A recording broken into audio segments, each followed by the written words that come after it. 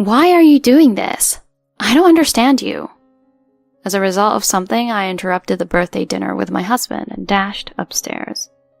The moment I expressed my emotions and tearfully said that, my husband's expression instantly turned serious. You don't need to understand. You're annoying. And then he forcefully pushed my chest. Huh? Behind me was the staircase, meaning I fell backward down the stairs. Our house has high ceilings, and the staircase is quite long. My entire body, especially my head, took a hard hit. An intense pain shot through me, causing my vision to blur. Is this a lie? Was I pushed down? I groaned, seeking help, but my husband descended the stairs with an expressionless face. My consciousness began to fade gradually, and my vision was completely dark. From afar, I could hear my husband's voice making a call. The plan took a different turn, but it worked out well. She's not moving a muscle anymore. Now we can finally be together. So that's what it was. I understood everything in an instant.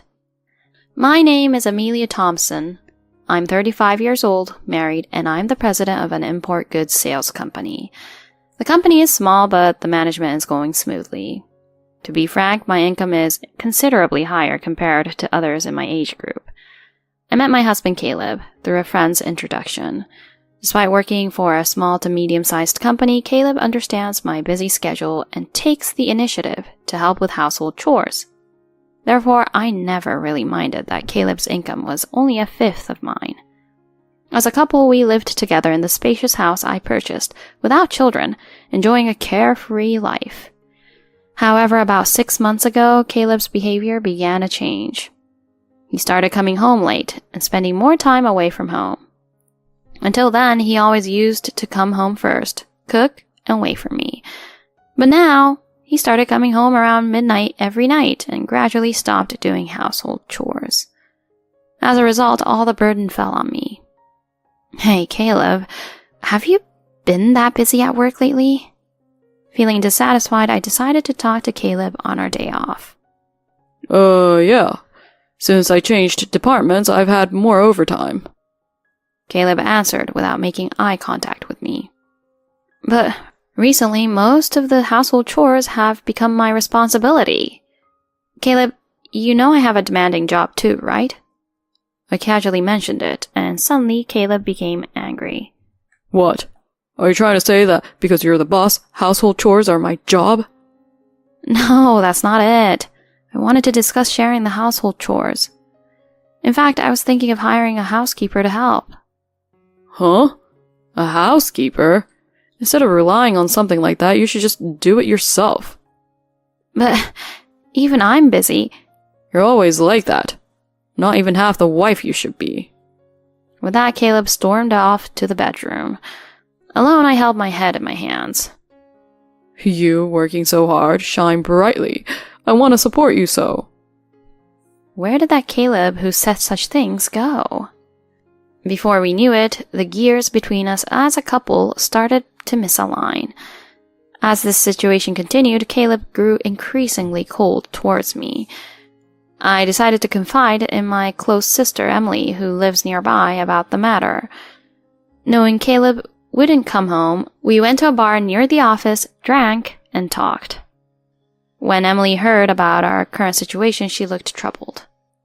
Hey, Amelia, you make quite a bit of money, don't you? Maybe Caleb's male pride got hurt because of that.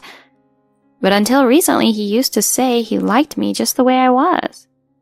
So maybe there's been a change of heart in him. Do you love Caleb, Amelia? Of course I do. We're married. I wonder if there's a way to fix this. As I held my head in my hands, Emily seemed to have an idea. Hey, wasn't it Caleb's birthday coming up? Oh yes, it's next week. How about preparing a gift that he'd be delighted with and honestly express your feelings? That's a good idea. I'll do that. I hope it helps improve our relationship. Even though she's my younger sister, Emily is quite mature. With her advice in mind, I started looking for a birthday present for Caleb. 3 days later, I bought a limited edition luxury watch for him. It was a bit of a significant purchase, but if it makes Caleb happy, then it's worth it. And so on the night of Caleb's birthday, he came home late as usual, but I stayed awake and waited for him. Oh, you're still up? My husband asked bluntly, and I replied, "Yeah, it's your birthday today, isn't it? Even though we couldn't have dinner together, I wanted to give you this as a celebration." I offered him a smile as I handed him the branded paper bag. When Caleb saw what was inside, he seemed surprised. Hey, isn't this quite expensive? Yeah, it's a bit of a splurge, but I bought it with my own money. I wanted to express my gratitude to you. I see. I'll take it. I felt a bit disappointed by his unexpectedly casual reaction, but since Caleb seemed to be in a better mood, I thought it was good that I gave it to him. However, Caleb never wore that watch, no matter how much time passed. Hey, Caleb, didn't you like that watch? Why don't you use it? Nervously, I asked him before he left for work, and Caleb shrugged it off. Oh, it's just that it's so fancy. I'm afraid to wear it for everyday use. I thought I'd save it for special occasions. I see. Well, I'm off. I'll probably be late again today. Even though he seemed pleased when I gave him the watch, he didn't come home any earlier, and his attitude towards me didn't change. How can I improve my relationship with him? Before I knew it, that's all I could think about. One day, a month later, just before my birthday, Caleb's attitude suddenly became kind. Hey, Amelia. Tomorrow's your birthday, right? Caleb, you remembered? Of course. There's no way I'd forget my beloved wife's birthday. His words brought me great joy. Caleb continued, saying, I might not be able to afford expensive gifts like you, Amelia, but come home early tomorrow and I'll cook for the first time in a while. So let's eat together. I'm happy. Your feelings alone are more than enough. That was my true feeling. Being celebrated on my birthday, being able to eat Caleb's homemade dishes after so long, it seemed to me at the time that this was a tremendous blessing. When I shared the news with Emily, she said it seemed like the relationship could improve, which was good to hear. As my birthday approached, I finished work early with excitement. Caleb's shoes were already at the entrance and the smell of cooking filled the house. Welcome back. Dinner will be ready soon. Caleb was standing in the kitchen with a smile. At that nostalgic sight, I felt like I might burst into tears. Thank you. I'll hurry up and change. While changing into my loungewear in my room, my phone rang.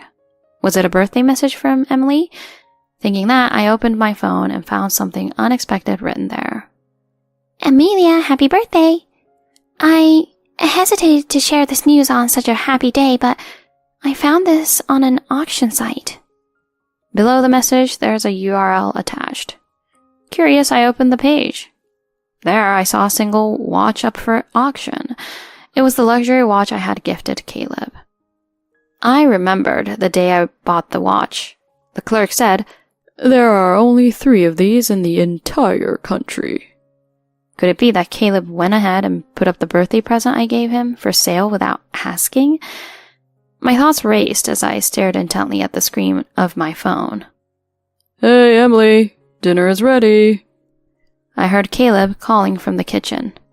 I temporarily closed my phone and head to the dining room. On the table, various dishes are arranged with my favorite beef stew as the main dish. Then, Caleb's phone rang. Oh, sorry. It's a work call. I'll step out for a moment. Feel free to eat. With that, Caleb left his seat. Alone now, I took another detailed look at the earlier page. Scouring through the listing, I noticed a photo of the warranty certificate. There I saw records of the store name and purchase date, the exact details from when I bought it. No mistake, the watch listed here is the one I gave to Caleb. Impulsively, I grabbed the plate of beef stew and headed to the kitchen.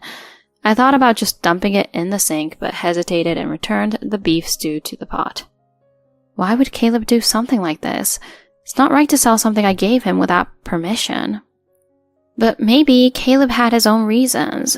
Perhaps I should listen to his side of the story? Standing there in the kitchen, I thought in circles. Eventually, I transferred the beef stew back onto the plate. Calming myself down, I decided to have a proper conversation with Caleb. As if nothing had happened, I sat there and Caleb returned from the other room. What? You haven't eaten yet? Feel free to eat it, okay? Caleb peers into my face, but I can't shake off the earlier incident with the watch from my mind. Feeling far from enjoying the meal, I felt I needed to sort out the mess of emotions first. Caleb, I'm sorry. I'm not feeling well today, and I can't eat. Huh? But I made it just for you. I stand up silently and head upstairs to my room. Caleb, visibly angry, follows me.